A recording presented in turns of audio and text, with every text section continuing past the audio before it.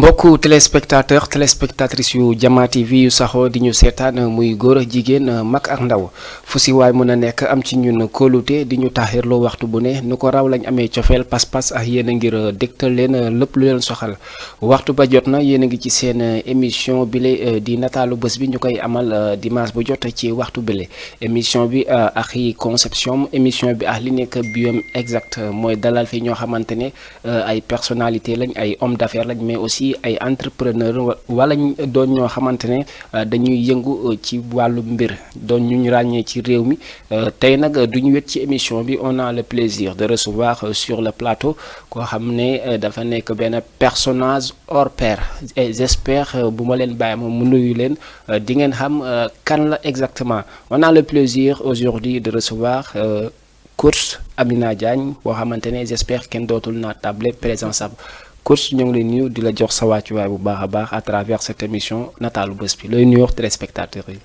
maa ngi lay jaajëfal bu baax a baax ci invitation bi. di nuyu tamit téléspectateur émission bi bu baax a baax. ok mu daal di am solo bu baax a baax mais aussi di wax ne émission bi vice versa la à travers ñi nga xamante ne ils vont suivre ça à travers réseau câblage bi si YouTube bi si li nga xamante ne mooy Facebook bi mun ngeen def seen participation de différents types de manière tey dañuy dem droit au but pour waxtaanee lépp lu jëm ci ñi lay dégg xamuñu yaay kana ci ñuy dégg Amina Diagne coach xamuñu mooy kana say ambition y'a d'aucuns qui ne savent pas exactement tey boo ñu doon jël parce que nee nañ ku ne bu ñu jëlee ab ndaw maanaam ba muy nekk xale. bu fekkee jaar na yoon rek ndaw ñi mën nañ ci jàng.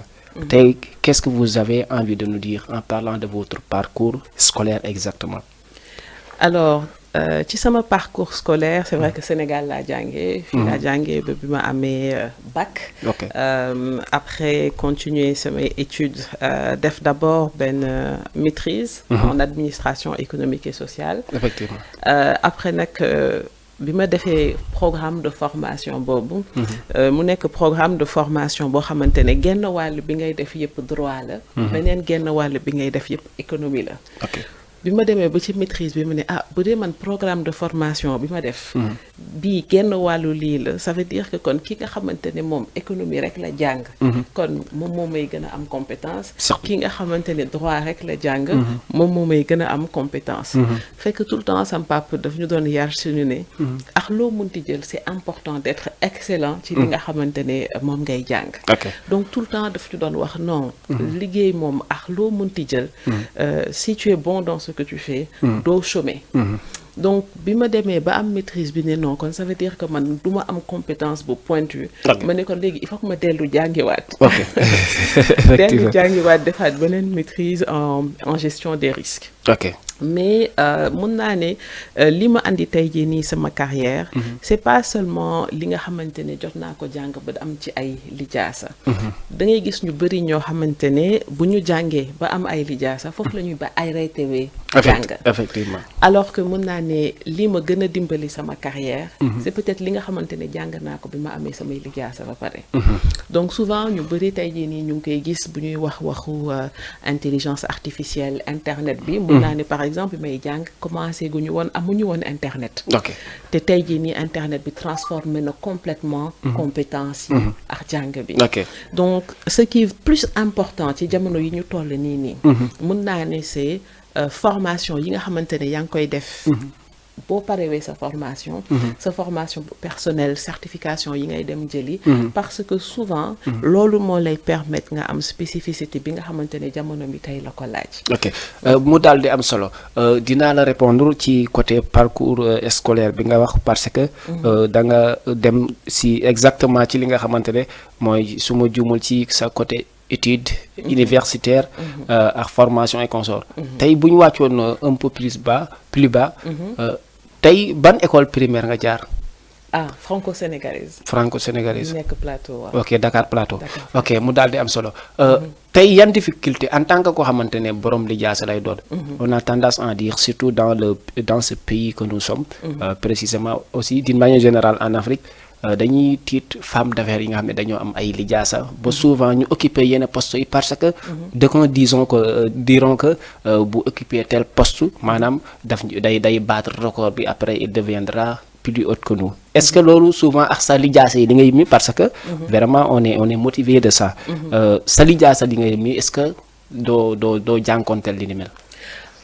wax fa dëgg yàlla Sénégal mën naa ne peut-être que yenn dëkk yi jigéen yu bari bu ñu reconnaître seeni lijaasaax yooyu peut-être am na yenn jafe-jafe yi mais ci milieu professionnel sama expérience man laa mën a wax au contraire dañu teel a reconnaître compétence u nit ki maintenant peut-être fi ngay amee ay jafe-jafe mooy nga gis ku jigéen ak ku góor ku bokk diplôme ku bokk lijaasa mais fay bi boo ñëwee pour fayeeku bi du nekk benn parce que peut-être dinañ jàpp ne ku góor ki mooy borom kër donc moo war a ëppale salaire wala ñu mel noonu mais sinon musuma jànkonteel ay jafe-jafe ci cadre professionnel bi ci ñu war a reconnaître sama compétence mu am solo y a parmi l'un de nos professeurs qui nous disait que la parité c'est le diplôme égal salaire égal. Est-ce que par rapport say diplôme tey yaa ngi gis ne payoor bi mu ngi demee comme ni nga ko waroon amee. alors man musuma yem rek ci ñu wax ma lii lañ lay fay. ci dama mës a négocier. samay situation. ok donc tooguma rek ci ñu ne ma lii mooy payoor bi nga xamante ne moom lañ la war a fay. donc da nga koy nangu par force. te peut-être loolu conseil bi ma bëgg a wax mën a wax ndaw yi wala bu dee am na ay ñu jigéen du ñuy seetaan ak yu mel noonu.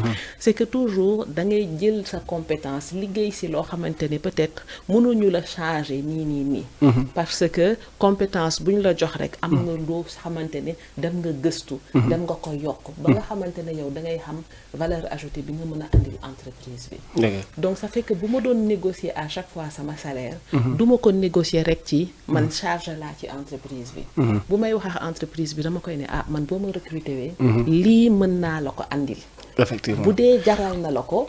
foofu laay négocier wee salaire bi donc loolu ma doon dimbali peut-être. ok mu daal di am solo bu baax a baax. nee nañ njàng pour surtout intellectuel la majeure partie daf koy pousser à la résolution de ces problèmes. Est-ce que mos nga tollu ci benn moment boo xamante ne wóor na la ne bu dul woon sa formation bu mot di nga sooxe. man nag dama bokk ci famille entrepreneur.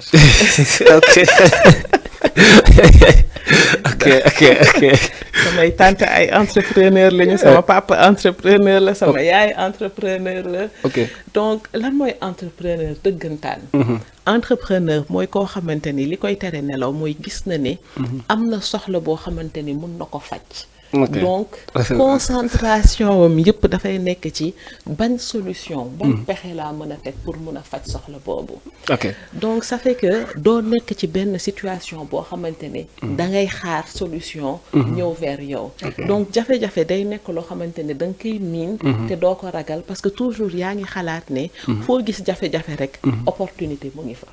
donc mën naa ne looloo ma dimbali. peut-être. ci sama carrière bi nga xamante ne nekk naa salarié à un moment doon naa liggéeyee KPMG Canada donc bi crise bi foofu crise financière bi amee ñëw nañ ne ma même bu dee kontaan nañ ci sa liggéey politique entreprise bi mooy bu ñu waree dàq ay nit parce que dañu am ay jafe-jafe kii mujjee ñëw moom mooy njëkk génn donc c'est vrai que période boobu bettoon na ma trop parce que pour man je me disais jàng bi ma jàng compétence bi ma am danaa dund ba dee te kenn du ma mës a dàq mu daal di am solo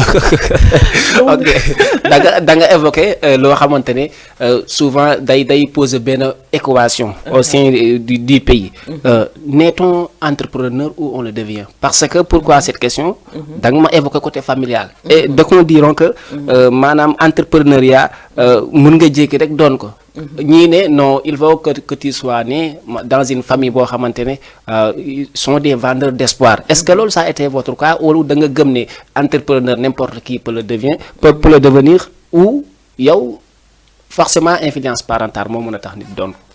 alors influence parentale daf lay dimbali. boo juddee ci famille gis ñu bëri am benn comportement bi da ngay jàpp ne c'est naturel nga am comportement boobu parce que dafay nekk loo xamante ne da nga koy miin donc c'est vrai que day nekk loo xamante ne dafay faciliter les conditions mais gëw ma ne dañuy judduwaale benn programme boo xamante ne c'est fixé ñaari gëm-gëm moo am na koo xamante ni dina xalaat ne bu dee ci lii laa judd ça veut dire que ci lii laay dee mais la réalité c'est que ci li ma gëm ak ci li ma gis ci sama expérience aussi n'importe quelle personne peut transformer ses circonstances maintenant est-ce que forcément ci entrepreneuriat la war a jaar gëwuma ko loolu nag ça dépend de ku nekk say compétences li nga xamante ne moom nga bëgg a liggéey sa vision il y a des gens qui sont d'excellents salariés et qui vont être épanouis en étant d'excellents salariés am na ñeneen ñoo xamante ne nag c'est dans l'entrepreneuriat la ñuy gën a gis seen bopp ok mu am solo je pense sax yaa ma dañoo def loo xamante ne mooy un débat anticipatif maanaam da nga ma peut-être day couler ci sa veine moo tax nga jiituma ci côté entrepreneuriat mais maa waroon nekk ak si waroon njëkk a dugg mais ba tey ñu woon ci côté formation professionnelle à part ça loolu est-ce que avant ñuy dugg si entrepreneuriat est-ce que yow gis nga ne sa formation yaa ngi sentir ne ci sa formation waxuma la yow sax mais ay ndaw yoo xamante ne jëriñu nañ ci yow ci sa formation quand je dis jëriñu nañ nekkul financièrement ou d'une manière générale est-ce que jëriñu na ci xam-xam bi wala am nga ñoo xam ne wër na ne bu dul li woon yow à travers sa formation ak vendeur d'espoir que vous êtes ils ne pourront pas s'en sortir exemple alors ce qui est important de comprendre c'est que jàng du rek jàng boo xamante ne dem nga école jox nañ la ay lijaasa ça c'est la première chose ñaareel bi mooy jamono yu ñu nekk tey jii nii surtout boo xoolee ak internet bi li mu andi mën naa ne n'importe quel domaine boo ko jëlee concentré ci mun nga ci am compétence boo xamante ne mun nga ci lancer sa activité commencer entrepreneuriat donc entrepreneuriat en réalité lii di def entrepreneur bu baax bi nga xamante ne activité wam dina sotti ak ki nga xamante ne dina am ay jafe-jafe c'est pas seulement jàng bi nga jàngoon lijaasa yi nga amoon mais c'est bon effectivement préoccupation bi nga am si lan mooy li nga seetlu mu nekk loo xamante ne jafe-jafe la mu nekk loo xamante ne formé wu nga si mais je veux dire formation du rek formation buy jaar ci lijaasa looloo tax ma doon wax formation continue dafa nekk lu am solo ok mu daal di am solo dans ce cas ban leçon ngay jox ñi nga xamante ne parce que souvent dañu gis benn bouleversement total boo xamante ne lu jëm ci njàng yépp jëm ci côté entrepreneuriat la majeure partie présentielle bi yombatul maanaam ñenn ñi dañ koy def en ligne te après dañuy bëgg maanaam convertir à la jeunesse vers le succès mais da ngay gis ne est-ce que maanaam du temps ñu doon def les cours présentiels maanaam ñëpp teew est-ce que du doon loo xam ne ça devient plus rigoureux que souvent ñuy jël ndaw ñi di leen di jaarale la xam-xam bi ci xarale yu bees yi nga xamante ne maanaam est-ce que y a pas de restriction totale d'une manière générale quoi il n'est plus beau que nga ñëw en face de celui qui vous apprend la chose face à face nga xamante ne tic au tac lay doon que ñu koy jaarale ci xarale yi nga xamante ne day xaaw a manqué maanaam présence bu nit ki surtout ki nga xamante ne moom mooy sàkku xam-xam boobu mun naa ne ça dépend li ngay jàng bu dee peut-être yaa ngi jàng liggéey boo xamante ne manuel bi daf ci bëri je sais pas menuiserie plomberie ak yu mel noonu peut-être que effectivement di nga soxla am koo xamante ne dina nekk en face de yow di la wan exactement liggéey bi technique bi bu dee nag par exemple da nga nekk di def formation ci loo xamante ne bëgg nga doon spécialiste marketing par exemple nekk na loo xamante ne mun nga ko jàng en ligne A ba Z man mun naa ni ci formation yu bëri yoo xamante ne defal naa ko sama bopp ci internet bi laa ko jàngee mun na doon formation informatique formation développement loolu yëpp nekk na te souvent tey jii nii boo xoolee jàng yi ñuy wax ne jaarale nañ ko ci xarala yu bees yi ça veut pas dire que amul kenn koo xamante ne doo mun a wax ak moom mun nga am professeur boo xamante ne mu ngi Inde wala mu ngi Japon wala mu ngi Touba mais mu ngi lay jox boo ko laajee ba tey ci xarala yu bees yi lay jaar mais dina la mun a tegtal dina la mun a jox information bi nga soxla donc man vraiment xarala yu bees yi dama ko gis comme opportunité avantage laa ci gën université Cheikh Anta Diop souvent gisuñu ci des formations yoo xamante ne c'est typique comme les formations privées comme boo xamante da ngay spécialisé wu mais di nga fa jàng ba am master génn bëgg a jàngiwaat loolu qu'est-ce que vous avez envie de dire ou benn leçon nga bëgg a ñu tirer ci benn jafe-jafe bi la ñuy gis ci programme yi ñuy am fii Sénégal c'est que yenn saa yi di nga seetlu ne di nga gis koo xamante ne jàng na ba am diplôme am mais jàng bi mu jàng yëpp musul nekk en contact ak entreprise yi donc peut-être heure bu egsiwee pour mun a dugg ci marché travail bi théorie bi mooy bëri ba finalement nit ki dafay am déconnexion ak li entreprise bi soxla dëggantaan donc foofu yeneen dëkk yi mesure bi nga xamante ne moom la ñu gis mooy boo commencé wee première année rek ñu ne la del dem di def ay stage parce que jàng bi théorie bi baax na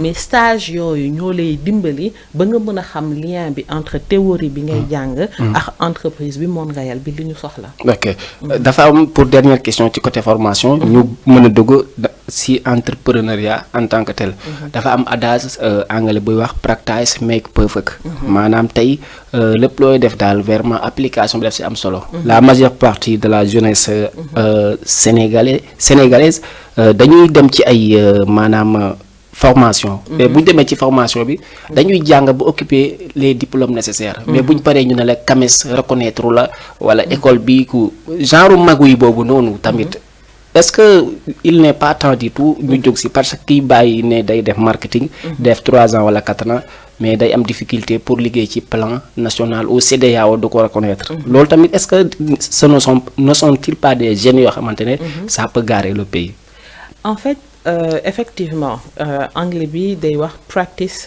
makes perfect mooy plus ngay pratiquer dara plus muy nekk loo xamante ne da nga ciy am compétence am na sax ñuy neem ba ne perfect practice makes perfect ça veut dire que tout dépend yow ci formation bi nga nekk ci def tey di ni mun naa ne amul benn formation boo xamante ne li ngay jàng école bi rek doy na la donc ça veut dire que yow tout dépend li nga xamante ne boo génnee école bi yaa ngi koy jàng ni nga xamante ne yaa ngi utiliser sa temps est-ce que TikTok bi yaa ngi koy utiliser pour ay blague wala yu mel noonu wala est-ce que TikTok bi yaa ngi follow ñoo xamante ne dañ lay yokk xam-xam donc déjà loolu c'est une première chose beneen bi mooy étudiant bi heure bi muy choisir programme de formation wam responsabilité wam la aussi mu mun a xool est-ce que programme de formation bi c'est reconnu wala ce n'est pas reconnu mu def ay recherche personnelle mu def ay recherche personnelle vérifier bañ a topp rek image bi ñi de seen flyer bi rafet na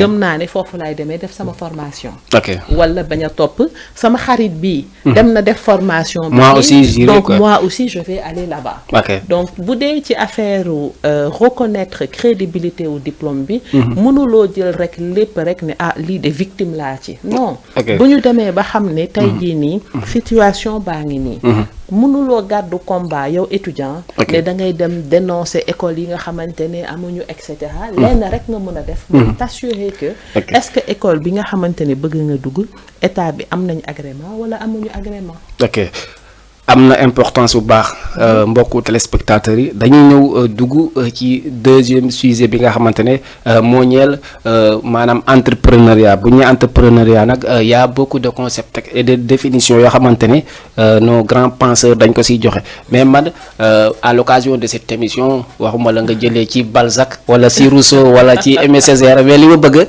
yow nan nga percevoir le mot entrepreneur en tant que vous sa être yow maanaam je ne dis pas par rapport à vos recherches ou à des définitions dédiées aux autres mais par rapport à vous-même tey bu ñu la waxoon ne Amina Diagne lañ soxla mu wax ñu lan mooy entrepreneur ni mu ko gisee merci à vous loolu dam ciy sawaratoon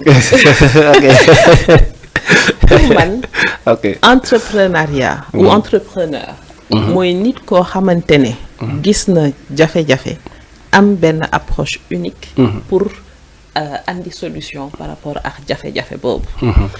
Donc ça veut dire que ci man entrepreneur du rek koo xamante ne boppam lay xalaat. bëgg naa dimbali sama yaay bëgg naa dimbali sama papa li sujet bi passionné na ma déedéet.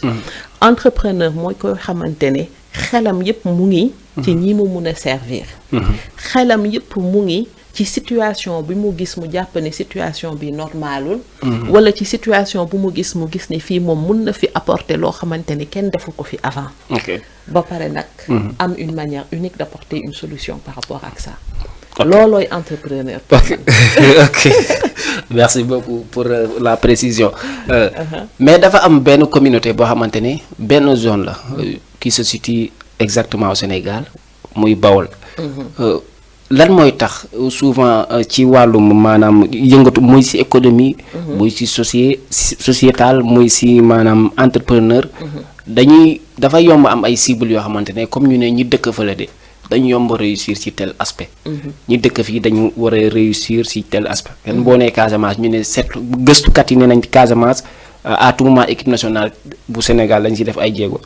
mais entrepreneur boo ko waxee rek xel yi dem ci bool yi. maanaam duñ xeeb dara. xeebuñu feeraay xeebuñu dara. comment ça fait lu ñooñu la majeure partie d'eux ils n'ont pas allé à l'école te dañuy réussir est-ce que loolu tamit mu nees nañ ci wax ne entrepreneuriat maanaam njëriñu njàngam tamit soriwul parce que gis nañ ñu koy jàng ñoo xam ne jànguñu ko te réussir nañ ba doon ci ay millionnaires ou peut-être. Alors mun naa ne zone yu bëri. pour ñoom souvent tekki mooy pendant des années. jàng nekk ci bureau. nekk ko fonctionnaire. ok alors que peut-être ñi nga xamante ne ñu ngi woon ci Bawol bi. seen culture bi ñu nekkoon c'était pas tracé boo xamante ne c'est école nekk fonctionnaire. ba pare ci seen gëm-gëm liggéey dafa bokk carrément ci jaamu yàlla. donc sur beaucoup de choses di nga gis ne foofu zone boobu ay baykat la woon. yu bëri aussi. donc commerce bi aussi nekkoon activité boo xamante ne. dafa développé foofu. donc ça fait que mun naa ne peut-être ñi nga xamante ne zone boobu lañ jógee. seen objectif c'était pas nekk fonctionnaire. alors que peut-être école yi nga xamante ne ñu ngi woon ci yeneen zones yi on nous formait pour être des fonctionnaires. parents yu bëri. boo leen waxaan ñu ne la déedéet il faut nga nekk ci bureau ba xale yu bëri gëm ne. non futuru succès professionnel. mooy jàng ba nekk fonctionnaire. donc boo nekkul fonctionnaire alors que yow sa xel yëpp ci fonctionnaire nga ko mës a nekk. nga mës a def.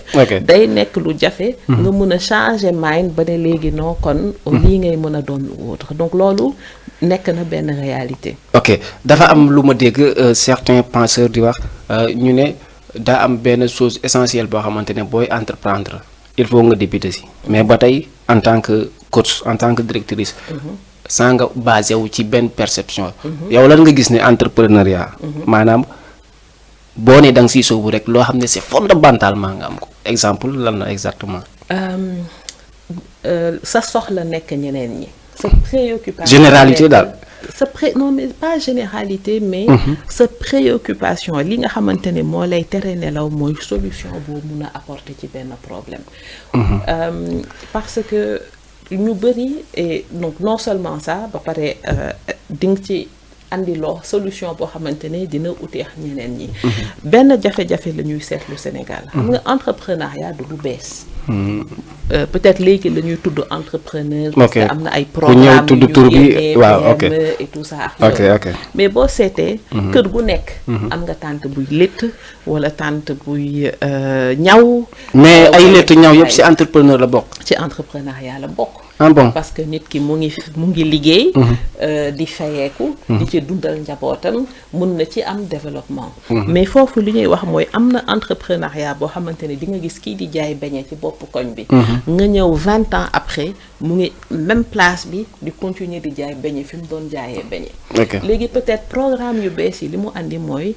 lan la ñu mun a teg comme formation comme accompagnement. ba nga xamante ne peut-être ki nga fekkoon ci bopp koñ bi mu doon jaay beñe. boo ñëwee dans dans 10 ans fekk nga ko mu ubbi pâtisserie wam wala mu ubbi boulangerie wam. Donc peut-être foofu la la ñuy gën a xalaatee. lan la ñuy def ba nga xamante ne kii commencé ci lu ndaw. mun a egg foo xamante ne dina mun a am ay employés am ñu mu embauché yooyu. Donc peut-être changement boobu. la ñu nekk di xalaat. la ñu nekk di tax ñuy waxtaanee ay programme accompagnement. mais entrepreneuriat yaa gën a fi. ok dernière question balaa ñu jël élément bi pour ñëw commenter si. maanaam pour yow góor ak jigéen kan moo gën a maanaam kan moo gën a maanaam approprié wala kan moo gën a am la chance pour réussir si côté entrepreneuriat sa gis-gis. pour man du question góor ak jigéen. Ah bon? Parce que ci góor ñi. di nga am góor yuy réussir ci entrepreneuriat. am góor yu dul réussir ci entrepreneuriat. di nga am ay jigéen yuy réussir ci entrepreneuriat. ak jigéen yoo xamante ni duñu réussir ci entrepreneuriat. Donc pour man la vraie question. c'est que nga doon góor. wala que nga doon jigéen. ana comportement yi nga xamante ne. gis nañu ñëpp ñuy tekki ci entrepreneuriat. où sont les points communs. bu ñu gisee point commun yooyu nga xamante ni gis nañ ne ñëpp ñi réussir seetlu nañ ne lii ak lii dañ koy def. ñu mun a ne kon peut-être loolu bu ñu ko jàngalewee. dinañ gis ñeneen ñoo xamante ne. dinañ réussir. ok da nga jaar APS mais damay relancer question bi est-ce que yow maanaam gis nga koo xamante ne góor la nga suivre ko dès l'initiation de ses affaires ou pas. oui topp itinéraire ba gis mu réussir. mu jóge muy góor muy jigéen. waaw jóge ci zéro ba ñëw à benn point Z. wala ku jigéen koo xam ne yow topp nga ko xool nga ko muy nekk ci mbedd mi di jaay caaf. 0 à Z est-ce que tendance yooyu yow da nga koy faral di jàngat gis ko tamit. absolument. ah bon que loolu moo tax ma ne foofu. question bi du góor wala jigéen. question bi c'est ñoom ñaar ñëpp. détermination yan comportement du sax détermination mais yan comportement la ñu am. mu loo xamante ne dem na. ba andi succès. ok mu daal di am solo dañuy dem jël benn élément boo xamante ne dañ ko jagleel wàllum lan mooy exactement différenciation parce que nee nañ différenciation moom mooy indi positionnement ci biir marché bi. nañ dem xool vidéo boo nga xam ne coach Amina Diagne coach moo ko amaloon te ñu bëri gis ne dafa di vidéo boo xam ne dafa nécessaire bu ñëwee mu def ay analyse selon lan moo ko motivé woon ba mu wax loolu parce que am na yu bëri lu nekk ci entrepreneuriat te waxu ko ci vidéo boobu mais mu ciblé différenciation pourquoi nañ dem suivre vidéo bi ñëwaat ci biir plateau bi. dama seetlu ne am na ñu bëri ci ñi nga xamante ne ñu ngi yëngu ci groupe bi dañuy bëgg seen produit lan laay tuddee produit mun na nekk ki di ñaw mun na nekk ki nga xamante ne dafay defar ay céréales locales ak yu mel noonu tey ci ñi nga xamante ne ñu ngi yëngu ci lépp lu jëm ci wàllum transformation yéen laay waxal yéen a moom message bi dama seetlu bi ma demee foire damay xool produit céréales yi waaye doo romb benn produit ba ne su ma yëgoon jël produit bële ndaxte bii ma yëkkatiwee produit bi gis naa ci différence boobu nag dafa nekk loo xamante ne dafa am solo nit ki il faut mu taamu sa produit il faut pas mu jënd sa produit rek parce que produit boobu gën na ko jege damay gis ne ñu bëri dañuy wóolu seen produit waaye bu leen fàtte ne fi ñuy jaayee seen produit wala fu ñuy jëlee produit bi di ko togg dina am ay yoon yu bëri yoo xamante ne doo leen fa nekk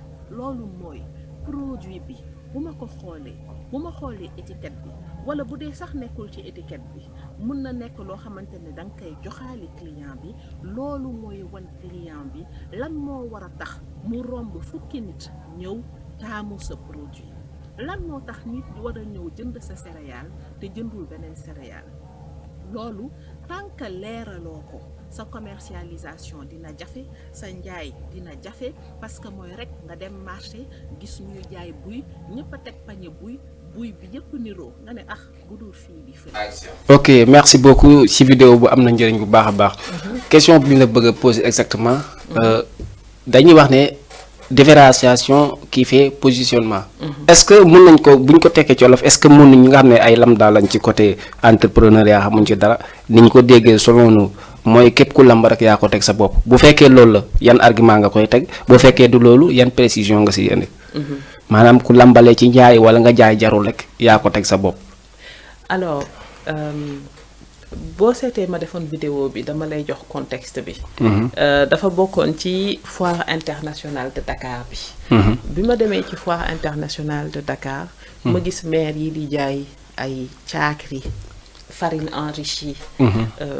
kii cere ak yooyu yëpp. mais ma seetlu ne. produit boo romb rek produit yi dañu niroo. ba nekk benn. donc ma gis ne. nit ki bu rombee produit yi du am benn différence ba ma romb benn maire. moo xamante ni fu sori la jóge woon. toog mel ni ku désolé. ma dem si ne ko mais yaay jaay bi. moom mu jàpp ne mu ne ah waaye fii man du sama dëkk. looloo tax kenn du jënd. parce que nit ñi xamuñu ma. donc produit yaa ngi nii. paas naa pour ñëw. jarul mu ngi doon wanteer produit bi mu ne pour que au moins mu mun a récupérer ma ne ko lan moo tax nga jàpp ne produit bi jarul. mu ne ma parce que nit ñi xamuñu ma. ma ne ko est-ce que gëmoo ne. le fait que. yow yaa ngi jaay cere. kii di jaay cere même cere mu ne ma déedéet sama cere bokkul ak yeneen cere yi. parce que man cere bi may jaay. transporteur yi sax ñii di voyager. buñ ko jëlee am na nu ma defaree sama cere ba. buñ ci defee tuuti soow rek dañ koy mën a lekk. ma ne ko yaay. loolu waxoo ko kenn. man bu dee damay romb nii rek. gis ne étiquette yëpp cere rek lañ ci taf. kon man du ma xam ne cere bi ngay jaay moom laa soxla. donc foofu li am solo li ma bëggoon maire bi comprendre mooy ne. tant que expliqué wul lan moo tax nit ñi war a romb. 15 personnes yi njëkk a taxaw ñëw ci ñoom ñun mënuñu ko xam. donc loolu nekkoon benn bi. ñaareel bi mooy. di nga gis koo xamante ne am na lu muy jaay. mais du la expliquer. produit bi. nan nga koy jëfandikoo. donc loolu dama koy gis ci cosmétique bi itamit. am na ñu bëri ñoo xamante ne jënd nañ benn produit parce que wala may nañ leen produit. waaye bu ñu xoolee produit bi du ñu xam lan la ñuy def produit bi. maanaam tey bu ñuy wax ci côté différenciation dafa mel ni parce que xaw ma dara ci entrepreneuriat. mais bu ñu koy wax est-ce que nekkul boo mettre l'accent ci côté marketing bi la ñuy wax mais aussi autre chose. est-ce que bu ñuy wax différenciation ci contenu bi maanaam produit bi en tant que tel wala ci emballage bi la ñuy gën a insister wala fan moo ci gën a am solo pour ci côté booy positionné wu exemple ci benn produit. lii gën a am solo booy positionné wu mooy yow balaa ngay defar produit bi nga xam exactement kan nga bëgg a jaay produit bi. parce que même produit bi mun nga ko jaay ay nit ñu bëri te ñi ngay waxee ñoom du nekk benn. bu ma jëlee farine enrichie bi. farine enrichie bi mun nga ko jaay ki nga xamante ne dafa am ay tuuti tànk. mun nga ko jaay ki nga xamante ne sportif la. mu bëgg a am masse musculaire. mun nga ko jaay mag bi nga xamante ne dañ ko bëgg a renforcer mu war a lekk ñam bu tooy ak yu mel noonu. donc yow léegi xam nga boo jëlee sa produit. ne carrément man produit bi sportif yi laa ko jagleel. xam nga ni ngay présenter produit sportif bi du bokk ak ni ngay présenter produit pour màgget. xam nga boo jëlee produit bi taf ci explication yépp pour màgget. sportif bi du ko mës a romb ba jënd ko. effectivement. donc foofu li am solo mooy nit ki xam ne même produit bi. selon ni mu koy présenter wee. foofu laay waxee ne nit ki li mu war a xalaat. du rek ne par exemple man damay def farine enrichie. jàpp naa ne farine enrichie dafa baax. déedéet. damay xalaat man farine enrichie bi kan laa ci gis. kañ laa koy defaral. léegi boo demee ba xam ne yow farine enrichie bi xale yi nga ci xalaat. kon peut-être sa emballage. di nga ci def ay bébé. wax lan moo tax mu baax ci xale. boo xalaatee ne. farine enrichie bi sportif yi nga ci xalaat. kon peut-être ay mbër ngay def ci kaw farine enrichie bi. comme Balla Gaye yàq. waaw kii bi boo bëggee toll ni kii ci farine bii ngay jël. bu dee xam nga ne ay mag nga ko jagleel. nga expliquer pour lan mag yi lii farine enrichie bi mën nañ ko rouy et cetera. donc même produit bi le fait que yow sa xel yépp mu ngi ci. lan nga bëgg a andil nit ki war a jënd produit bi parce que loolu la nit ñi war a comprendre. nit ki bu bëri buy jël décision jënd benn produit. am na lu tax. muy jënd produit bi. donc yow li ngay jaay nit ki. du produit bi. li ngay jaay nit ki mooy. lan moo tax nit ki war a jënd produit bi. est-ce que yaa ngi gis. ok effectivement am na solo maanaam genre yu mel ni moo tax ñuy bëgg ñu mel ni yéen ci plateau bi. parce que c'est très important. tey ñuy wax ci yeneen domaine baax na mais dafa am domaine boo xamante ne benn domaine bu focal la boo xamante ne je ne dis pas jeune bu mel ni man mais jeune bu bëgg boppam. tey day dem recherche ji kan mooy Amina Diagne kan mooy coach parce que buñ ko waxee buñ ko waxul maanaam yaakaar nga ci Sénégal boo wàccul yoon bi yaakaar nga Sénégal ku la gis xam ne domaine bi nga nekk da nga ko maîtriser. raison pour laquelle rek may expliquer li nga xamante mooy internautes yi ak téléspectateurs yi nañ bàyyi xel ci ay kàddoom ndax am na solo dem xool ay pasam et consort pour gën si jëriñu mais ci loolu noonu dernière question ci côté entrepreneuriat laataa ñoo dugg ci ndar keppal émission bi. nan ngay gisee jaaykatu cere bi nga xamante ne demul école. xamul luy ciblage xamul luy différenciation. boo ko nee demande ak offre xamu ko. te bu jaayee cere bi jar. te jàng ko loolu dafa am baatin bu nekk ci biir wala ban secret nga gis ne. moom mooy waral genre yooyu noonu. ah déet c'est que loo gis rek mooy li ñuy wax. offre ak demande. bu dee yow da nga nekk ci benn koñ boo xamante ne yow rek yaa fay jaay cere. te nit ñi bëgg cere. cere bi day jar. waaye bu dee da nga nekk foo xamante ne. jéeg bu nekk chaque jour. mu defar cere boppam. boo fa bëggee jaay cere bi du jar. donc foofu rek mooy seet rek. marché bi ma nekk lan la ñu soxla. lan la ñuy wër. ma andil leen ko. c'est ça mu daal di am solo. mu am solo mbokku téléspectateurs yi mais beneen partie bi nga xamante ne tamit foofu bëgg nañ ci d'autres éclaircissements. mooy dernière partie bi nga xamante ne ñun gis nañ ne dafa amal solo askan bi. parce que daa am benn rumeur boo xamante ne benn rumeur bu massive. da ngay dégg entrepreneur la. di ko mbubboo ni dem. xamoo les formalités d'accès xamoo si dara. yow tey buñ defee appel d'offre xamoo noo si demee. muy état bi dañuy jot ay critiques yoo xamante ne dafa bëri que ne dañuy wax ay organes rek mais duñ ci gis suñu bopp. tey ban envie nga bëgg a wax ki nga xamante ne def na projet te xamul fu muy jaar. maanaam xanaa mu amal boppam kii mais bu fekkee soutien mu jëm ci DER wala ay fonds yi. genre noonu xamu si dara. yow nan nga mën a def ba ñu lay seetaan comprendre ne. ñun de am nañ projet mais grâce à Amina Diagne directrice. moom moo taxati tey ñu xam ne modalité d'accès bi lii la. ah peut-être sama tontu dina la bett. Pourquoi? xam nga bi ñuy tàmbali. da nga expliquer ne par exemple bawol yi. ok mun naa xoolaale tamit sama cas. mun naa ne. jamono yi ci ginnaaw yépp. ñëpp ñi nga xamante ne tey yaa ngi leen di dégg ñu tekki ci entrepreneuriat. DER amul woon programme d'accompagnement amul woon. ñëpp ñi tekki tey jii nii ci entrepreneuriat. jaaruñu ci loolu. donc mun naa ne erreur bi jeunes yu bari di def. mooy peut-être dégg nañ ay milliards dégg nañ ay programmes. yaakaar ne. boo ñëwlee ñu ñëw ne am financement ngi nii. doo mun a démarrer sa projet entreprise. loolu amul fenn ci àddina bi. mun naa ne loolu. avantage u jeunesse la fii nii. te am na yeneen raison yu nekk ci ginnaaw. li tax programme yooyu ñëw di naan dañuy accompagner entrepreneuriat xëyu ndaw yi et cetera. mais dëgg bi mooy bu dee yow da nga bëgg doon entrepreneur. doo nekk di xaar programme d'accompagnement ak ku ñëw ne la dama lay jàppale. mais est-ce que loolu tamit. est-ce que gis nga ne jeunesse africaine détermination boobu commencé ko ci mën a. est-ce que détermination boobu parce que dañu gis yéen ñi nga xam ne yéen ëpp xam-xam ci wàll bi. souvent. am na suñu professeur bu ñu doon wax ne même boo amee 2000. osé la nga commencé kii sa entrepreneur. est-ce que loolu c'est facile ici. boo bëggee nekk entrepreneuriat doo seet facilité. boo nekkee entrepreneur di seet lu facile. doo avancer. entrepreneur mooy ngay seet lu difficile nga di ko def. ok ba surmonter daal. waaw parce que bu dee yow da nga bëgg am même niveau que nit ki. andil nit ki loo xamante ne mën na ko defal boppam. pour lan muy ñëw jënd ci yow. donc fi may waxee mooy. yow sa boo bëggee tàmbali sa entreprise. lii nga xamante ne mooy gën a am solo mooy. kan mooy jënd. bawal bii di commencer. nekkul di xaar DER financé ko. dafa nekk di xool lan laa mën a jaay lan laa mën a def. maintenant avantage bi mu ngi fi donc dinañ ci ñëwaat. mais la première chose bi ma bëggoon wax mooy. erreur la. nga toog am sa projet boo xalaat. ay jeunes yu bari di leen di baare. mooy au lieu ñu bëgg commencer ci 10 20. dañuy bëgg commencer ci 100 200 1000 2000. boo bëggee commencer ci 1000 2000. effectivement il faut nga toog xaar financement 10 millions bu jógee. financement 20 millions bu mën a ñëw. mais yow. bu dee 50 000 bu dee 5 000 sax. commencer ci li nga mën a def ci loolu.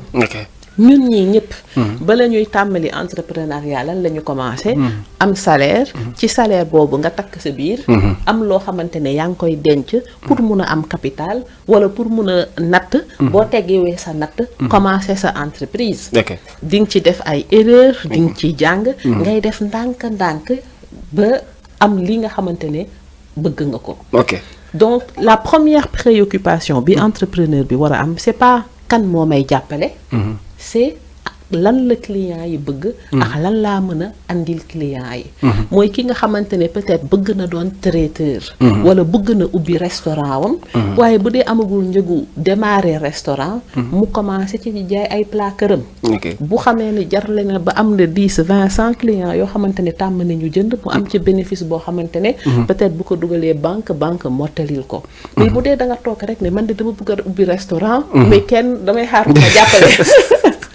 kon ki nga xamante ne commencé na am par client kookoo lay gën a avancé loolu daf ji permettre ma laaj la télé boo xam question boo xamante ne man sama question bopp la maanaam bii nag du question kenn du question téléspectateur man maa am envie mu leer sama bopp pourquoi dañuy am tendance boo déggee beneen Bill Gates di wax ci les opportunités de l'entrepreneuriat ak ni ñu koy surmonter wala nga gis beneen Dangote wala exemple Moussa Ba sama professeur wala exemple Amina Diagne bu ñuy wax entrepreneur rek da ngay wax ne tey su ma génnee damay tekki fas ko jom nga ne tey damay tekki mais boo génnee xam ne boo dëggee tànk xam ne mbir mi ni ñu koy waxee ngay bëgg ak terrain bi du réalité loolu maanaam insuffisance la wala loolu manque de doute la wala man loolu na koy expliquer quoi.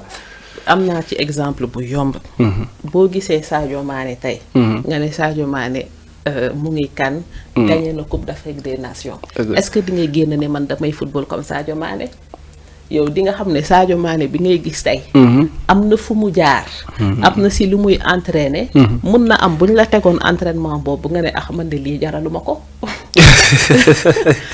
kon de la même manière que yaa ngi gis koo xamante ne peut-être yow xamuloo jaar-jaaram xamuloo fi mu jaar yaa ngi gis Amina Diagne ne coach tey 2023 nga bëgg xalaat ne yow da ngay commencer 2023 egg exactement niveau Amina Diagne dafay jafe maintenant li nga wax dafa am solo parce que c'est vrai que ñu bëri dañuy nekk di gis ki nga xamante ne tekk na ci entrepreneuriat mais gisuñu étape 1 wam étape 2 wam dañu ñëw rek gis étape 10 bëgg commencer étape 10 donc peut-être loolooy andi yàkkamti bi mais ñun ñii ñëpp bala ñuy commencer am suñu entreprise bopp ba ci mun a faj suñuy soxla fay suñu bopp dañu commencer ci benn formation ñaari formation di ko développer ndànk-ndànk donc loo gis rek effort la laaj effort yu ndaw yoo xamante ne nag day durer léegi plus ngay yàgg ci benn mbir bëgg ci farlu ci plus nga ciy am ay opportunité di ci am ay contact comme contact ñu am waral nga invité ma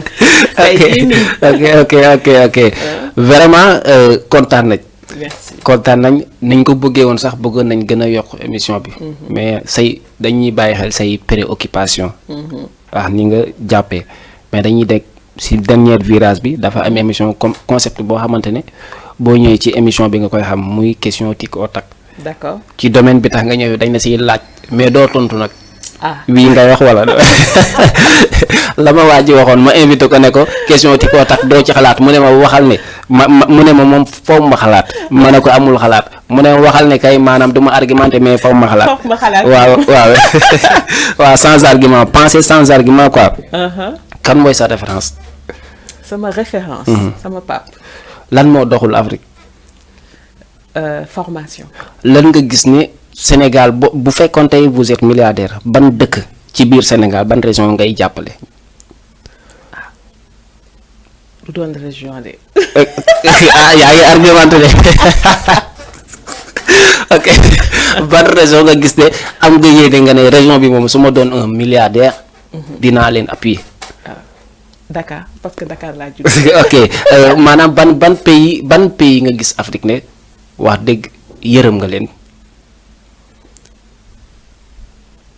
yërëmuma pays ok ban bienfait wala loo comportement nga gis sa papa ba naa ko ba ne boo sañoon moom moo nekk sa référence dafa baax ok am na solo ban président africain nga xam ne maanaam gouvernance am marqué na la de trop. aucun. da ngay politique. non. di nga mos a politique. non. ñu ngi lay interpeller pour ci. le moment non. balaa ñu may ok parce que amoon naa si cas bëgguma tudd tur bi mais mu ne ma du mos a politique. ba ma gis ko muy yëngu ci yoo xamante ne moo tax ni nga ko waxee am na. 2023 daal non. ok 2024 non. ok c'est important est-ce que ñu ngi la si interpeller. non. ok maanaam yow tey est-ce que am nga jeune boo xam ne gis nga ne maanaam plus ou moins peut-être xam nga di nga ne question ciblage est-ce que gis nga ne yaa ngi motiver ay jeunes yoo xamante ne grâce à votre présence ñu ngi surmonter quoi. waaw. est-ce que mën nga ma citer. mën naa citer Kamal. bu nekk ci fashion bi. mën naa citer Sister LB boo xamante ne rappeuse la. ok mën naa citer Momolo Bocce. ñu nekk ci lépp lu jëm ci métier cordonnier ak yooyu ok daal ak saak. ok lan mooy sa mbébét ci Sénégal. jeunes yi réaliser seen potentiel te xam ne lu ñu am rek ñoo ko mën a defal suñu bopp. ok DER gis nga ne def na des pas d'avant. est-ce que gis nga ko. oui. FONGIP. organisme yëpp yi di def accompagnement am na quand même njëriñ boo xamante ne am nañ ko ci dëkk bi. gisoo seeni limite. si am na ay limites. mais foofu li may mën a wax mooy tey di nii. yooyu yëpp opportunité la. ak défaut bu ñu munti am. opportunité la te am na ñu bëri ñu ñuy dimbali. Bill Gates lan nga kii ci moom lan moo la influencé ci moom comme loo xam ne bu doon da ngay tànn ci li tax mu yegg si fii tey benn affaire di nga ko tànn ci moom. muy ay qualité muy loo gis ci moom. du sama référence. parce que bokkuñu valeur yi tamit. mais peut-être gis naa ne comportement bu mu am boo xamante ne maa ngi koy am aussi mooy jàng formation continue lire. Dangote. Dangote xaw ma ko suffisamment. pour ok da ngay dégg Thione damay dégg. Thione dama koy dégg waaw mais xaw ma koy tamit. lan ngay comme Akon cité la bu nekk fii. yow nan nga ko gisee maanaam contenu bi ban appréciation nga siy def. xaw ma dossier bi bu baax itamit. ok amoo benn coaching booy defal ñoo xamante ne maanaam d'une manière gratuite da nga koy def ou pas. pour man à travers vidéo yi may def. di ko mayee ci internet bi. régulièrement que ce soit ci réseaux sociaux yëpp yoo seet Mina Pro TV. di nga ci gis ay contenu yoo xamante ne dama ko ciy dugal gratuitement. ok êtes-vous marié. Oui, je suis mariée. Ok, vraiment. Heureuse dans mon mariage. am na solo entrepreneur aussi. Vraiment am na solo bu baax a baax. C'était un plaisir et on n'a pas même regretté votre présence ici. Merci. Parce que maanaam folklore baax na trop. mais Serigne Cheikh Ahmed Tidiane trop de folklore risque de gâter.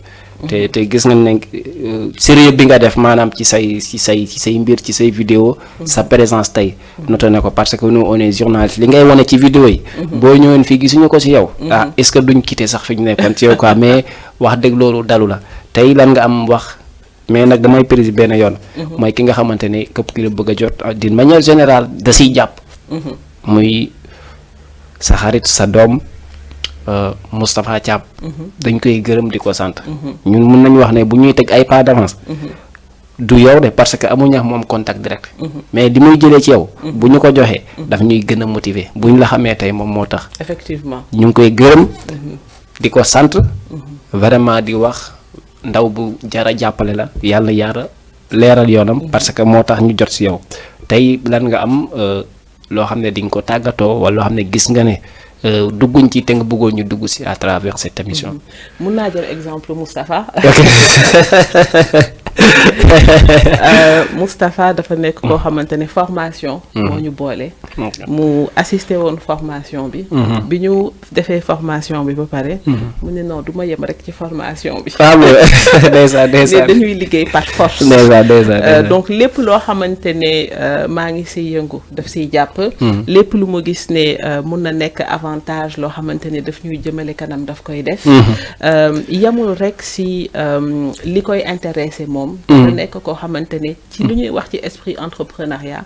tout le temps mu ngi xool lan la nit ñi soxla. lan lañ leen mun a andil lan leen lañ mën a apporter donc gëm naa ne force di nga ci gis avancement parce que tout le temps mbëbëtam mooy ndaw yi lan leen lañ mën a apporter donc yeneen ndaw yi tamit ku nekk ci domaine bi nga xamante ne moom moo la passionné bu dee ku nekk rek parce que ndaw yi nee nañ c'est 70% de la population sénégalaise effectivement donc ku nekk bu nekkee di xalaat lan la mën a def lan la mën a apporter gëm naa ne dinañ ci gis avantage yu bëri non seulement pour ñoom mais aussi pour toute la population. C'en est tout j'espère vraiment mbokku téléspectateurs yi nga xamante ne ñoo ñu doon seetaan à travers cette émission di nataalu bés bi tey amoon nañ plaisir dalal fi koo xamante ne maanaam coach hors pair la koo xamante ne vraiment ay njàngatam ak jàngaleem gëm naa ne dina am solo bu baax a baax ak ndaw ñi koy seetaan surtout jeunesse bu Sénégal mais aussi di nuyu jaraaf yi di nuyu ñi nga xamante ne ñoom ñoo diis ñi nekk ci géej gi ñi nekk ci prison bi mais aussi ñi nekk ci yoon bi di dem te yeggaguñu nañ dem ak jàmm dikk ak jàmm di wax Sénégal maanaam jàmm moo ci xaj lii mooy Sénégal boo amee xam-xam daal di koy partager ak ñi nga xamante ne gëm nañ ne dañ am insuffisance ci wàllu boobu mais dindu nuyu la directeur général de cette entreprise muy monsieur je ne veux pas le nommer quoi bëgguma ko tudd mooy ki nga xamante ne moo ñu wonaleex askan bi bu ñu demee ba toog fii tey moom moo tax mbokku téléspectateurs yi di leen di jox dig daje ba ëllëg incha allah ba beneen yoon incha allah ci beneen numéro nataalu bés bi merci beaucoup.